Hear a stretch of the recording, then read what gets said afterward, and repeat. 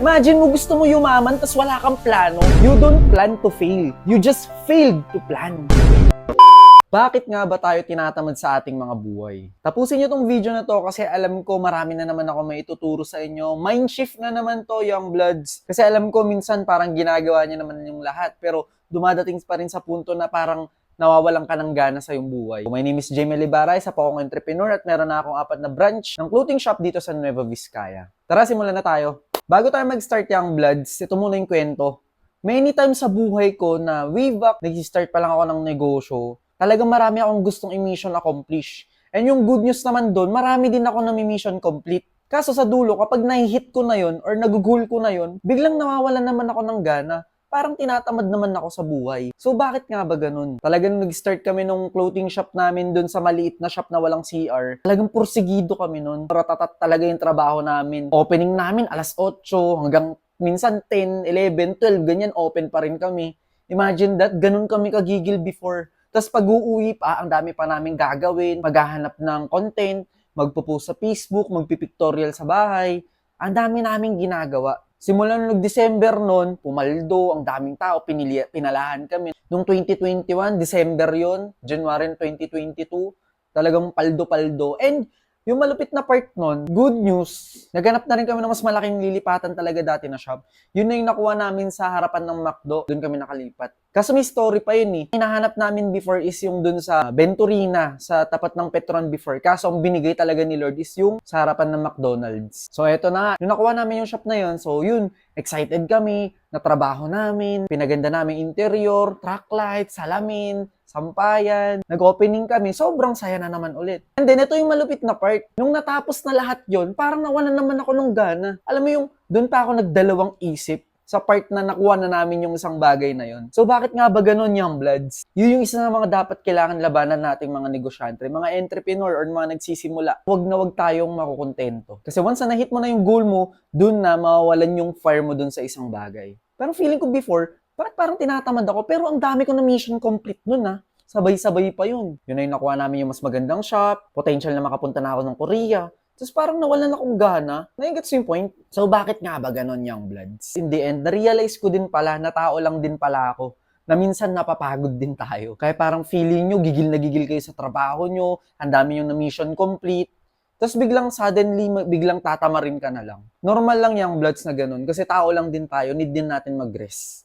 Gets ko yung point na yun, kinound-down ko yung sarili ko, ginawa ko yung mga dapat kong gawin, diba? Para at least, mabigyan ko ng time din yung sarili ko. Hindi pwede talagang trabaho ng sagad. Pero sa umpisa, kailangan ganun talaga. Pero pag dumating sa point na nanghihingi na yung katawan mo ng para sa kanya, ibigay nyo yun, young bloods. Alright? So simulan na tayo sa topic natin.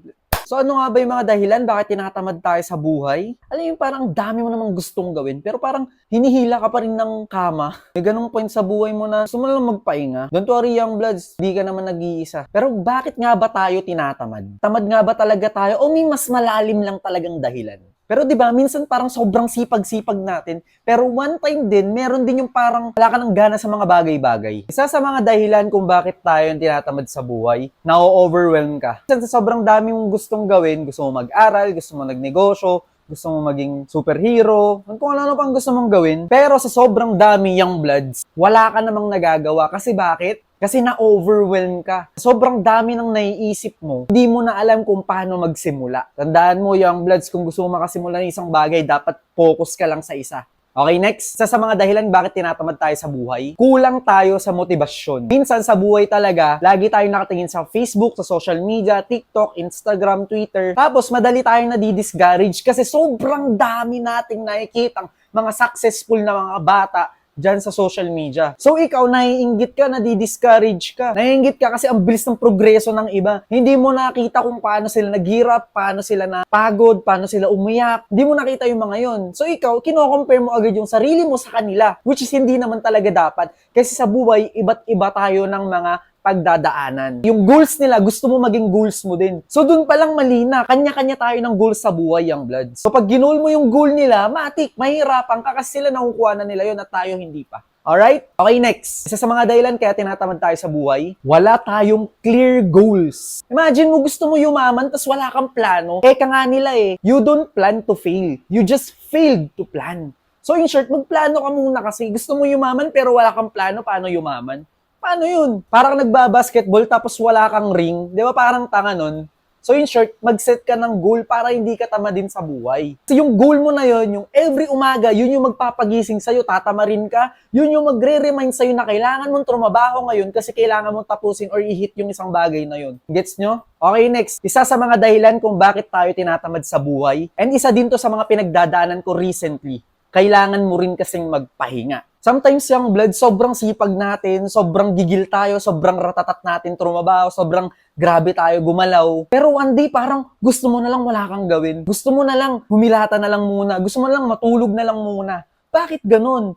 Bakit ganun yung ano? Tamad na ba ako pag ganun? Actually, young bloods, hindi. Hindi ganun yun. Kasi nakakalimutan natin, young bloods, na tao rin pala tayo. Minsan napapagod din talaga tayo. Kaya sabi ko nga kanina, kapag nakaramdam ng pagod yung sarili mo, sundin mo yung sarili mo. Pero wait lang ha, wag naman all the time. Dapat alam mo talagang marami kang trinabaho, niratrat mo talaga bago mo sabihin na magpahinga ka ng sagad. Kasi ako, dumadating sa point talaga, alas 4, alas 3, alas 5 na ako natutulog. Kakaisip lang ng content, kakaisip lang ng new plano, kakaisip lang ng new design, kakaisip lang ng new innovation. Imagine mo, 1 month ganun, dire-diretso. Tapos may one day, parang gusto ko lang matulog ng buong araw.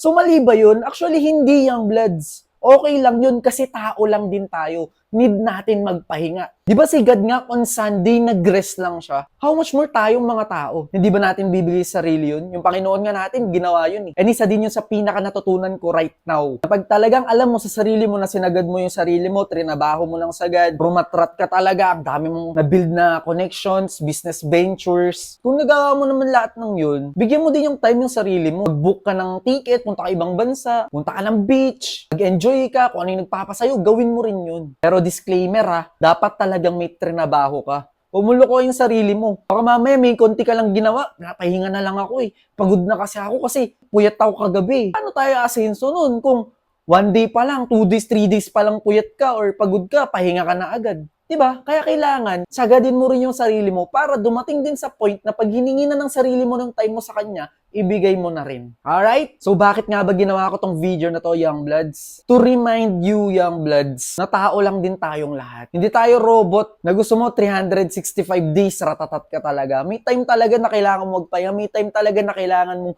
lumabas, mag-ibang bansa, gawin mo yung mga gusto mo, magpa-petiks-petiks lang, humilata lang dyan. May time talaga na ganun. Kasi sayang naman kung niratatat mo talaga 365 days, walang pahinga. Naku, sayang naman yung pinag-arapan mo. Rekta ka din lang sa libingan nun, di ba? So in short, dapat balance pa rin. Work-life balance as all the time. Trinabaho mo ng sagad, tapos magkakasakit ka din ng sagad. Di, wag na lang, di ba? So ang kalaban lang naman natin dito, young bloods, minsan yung sarili lang din talaga natin eh. Sabi ko nga, sa positive side, kung niraratatat mo talaga, sumagad ka ng trabaho, bigyan mo ng time yung sarili mo. Ingatan mo rin yung sarili mo. Kasi pag nagpantay yung paa mo, kasama mo pa rin yan. Negative side naman, kung tatamad-tamad ka lang talaga, yung katamaran yung kalaban natin. Hindi pwedeng ganyan. Hindi pwedeng konti lang ginawa mo, tapos pagod ka na. Okay na, hindi pwede. Gusto mo maging successful, gusto mo yumaman, tapos 1 month lang na pagod ka ng sagad, ayaw mo na, hindi pwedeng ganun. Decades para talaga maging successful ka.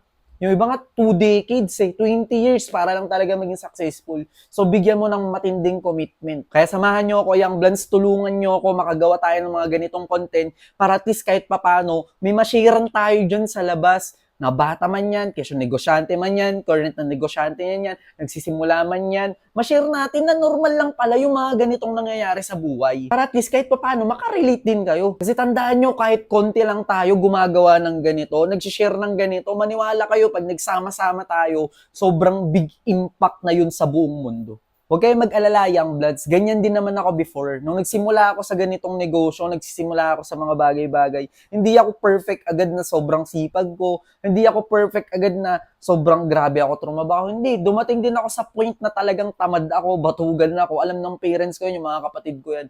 Dumating din sa point na ganun. Pero nung nakita ko at na-realize ko na nagawa ko na yun na ganun before, alam nga naman habang buhay, ganun din yung gawin ko. We learn from our mistakes. So kung nagawa ko na siya before, alangan ulitin ko na siya ng 20s ko. Kung nung teenager ko, nagawa ko yung time na yon, alangan na maggawin ko siya ngayong 20 plus na ako, 'di ba? So syempre, kailangan natin mag-improve din sa buhay. So, paano gagawin natin? Start small. Magsimula ka ng paunti-unti. At least kahit paano may magawa ka. Simpleng basic routine, magawa mo yun. Goods na yun. Mag-set ka ng clear goals mo at trabahuin mo yun araw-araw. 20 days straight gawin mo yung bagay na gusto mong gawin. Maniwala ka sa akin, magiging habit mo na yan. Huwag nyo kakalimutan yang Bloods, na pag ratatat naman na kayong trumabaho, kailangan din natin magpahinga. Kasi kailangan din natin ang sarili natin sa dulo. Pag naging successful na tayo, pag naging mayaman na tayo, pag naging sikat na tayo, kailangan din natin yan. Para makasama at ma-enjoy din naman natin yung mga pinaghirapan natin sa dulo. Alright? Kaya salamat sa pagtapos ng video na to. Alam ko may natutunan na naman kayo. I-apply natin sa kanya-kanya nating buhay para at least hindi natin pinakinggan lang yung mga knowledge na narinig natin ngayon. Kumbaga, execute din natin. O siya nga pala, third release na ng Mercancia Barata Clothing, Young Bloods. Solid to kasi sobrang meaningful nitong damit na to sa akin. So, yung design, papakita natin dyan. Yan, di ba? Ang angas. Yan. So, a lot of story bago ko nabuo yung t-shirt na yan. It's an awakening sa buhay ko. Kaya kung gusto nyong sumuport, limited lang yan, Young Bloods. I think 120 pieces lang yan. Goal mo dapat mayroon ka kasi pag nawala na yan, sold out na talaga yan. Isang makabuluhang content na naman ang narinig nyo ngayong araw. And ako nga pala ulit si Jamie Libara na nagsasabi na hindi ka mananalo kung hindi ka tataya. Hindi ka rin mananalo kung hindi ka susugal. Let's go! Trabaho tayo malupit!